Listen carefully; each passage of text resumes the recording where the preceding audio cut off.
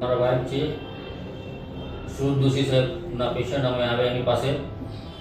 એમને પગમાં ખાલી ચડી જવી, ઝંઝનાહટ અને પગના પંજામાં બળતરા થવાની એ બધી તકલીફો થઈ રહી હતી.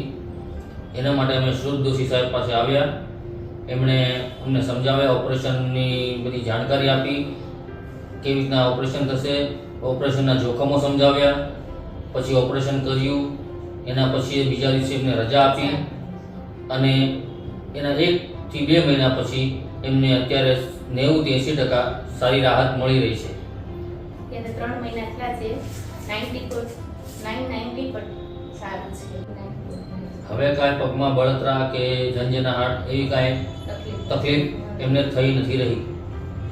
એટલે સુરત દોશી સાહેબ એમને એ રીતના સારી સલાહ આપી.